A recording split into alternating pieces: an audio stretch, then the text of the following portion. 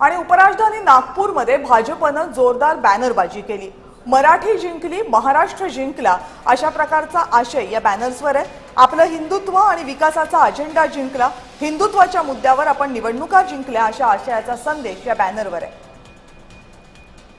या बॅनरवर पंतप्रधान आणि मुख्यमंत्र्यांचे फोटोही अनेक ठिकाणी दिसतात।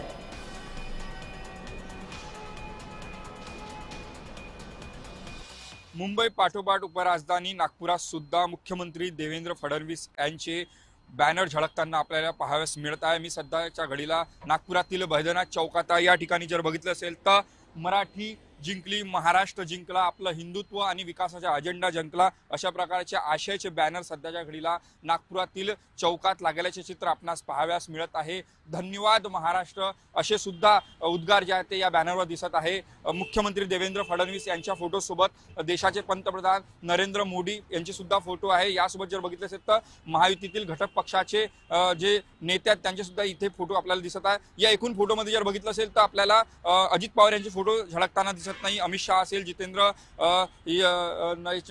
राष्ट्राध्यक्ष असलेले यांची सुद्धा फोटो आहे। यासोबत नितीन नवीन राष्ट्राध्यक्ष यांचे सुद्धा फोटो आहेत, नितीन गडकरींचे फोटो आहेत, घटक पक्षांच्या नेत्यांचे सुद्धा फोटो आपल्याला दिसत आहे। एकनाथ शिंदे आहेत, रामदास आठवले आहेत, रवींद्र चव्हाण यांचे फोटो दिसत आहेत। मात्र या संपूर्ण फोटोमध्ये ज्या आपल्याला अजित पवार यांचे फोटो दिसत नाही आहे। 29 महानगरपालिकेत भाजपने यश मिळवल्यानंतर जे आहे ते एकूणच ठाकरे बंधू यांनी मराठीच्या अस्मितेवर ही निवडणूक लढली होती, मराठी अजेंडा पुढे केला होता। मात्र आम्ही मराठी जिंकली, महाराष्ट्र जिंकला अशा प्रकारचे उद्गार जे आहेत ते मुख्यमंत्री देवेंद्र फडणवीस यांच्या आशयाच्या बॅनरमधून आपल्याला दिसत आहे। कॅमेरामॅन मंगेश मोहितेसह तेजस मोहतुरे, जय महाराष्ट्र न्यूज, नागपूर। आणि यानंतरची बातमी श्रीरामपूरमधून आहे। अहिल्यानगरमधल्या श्रीरामपूरमध्ये